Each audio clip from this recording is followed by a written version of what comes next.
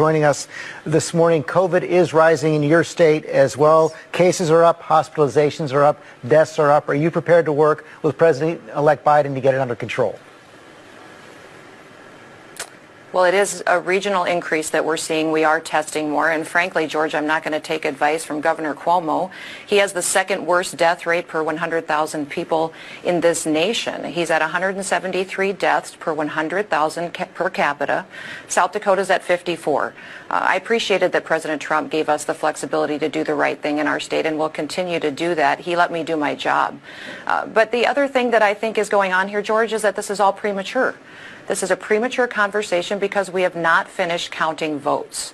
There are states that have not been called. And back in 2000, Al Gore was given his day in court.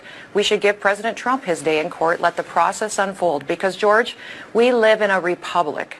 We are a government that gets its power from the consent of the governed. That is the people. They give their consent on Election Day. Election Day needs to be fair, honest, and transparent. And we need to be sure that we had an honest election before we decide who gets to be in the White House the next 4 years. Governor Noem, do you have any evidence that it wasn't an honest election? You had a tweet earlier this week saying it was rigged. Do you have any evidence at all of widespread fraud? I've spoken with Republican secretaries of state in Georgia, in Arizona. I've spoken to Republican officials across the country. They have come up with zero evidence of widespread fraud.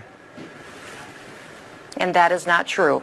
That is absolutely not true. People have signed legal documents, affidavits stating that they saw illegal activities. And that is why we need to have this conversation in court. The New York Times itself said that there were clerical errors. If you look at what happened in Michigan, fraud, Governor, that's that very we had different. Computer glitches that changed Republican votes to Democrat votes. You look in Pennsylvania, dead people voted in Pennsylvania. So, George, I don't know how widespread it is. I don't know if it'll change the outcome of the election.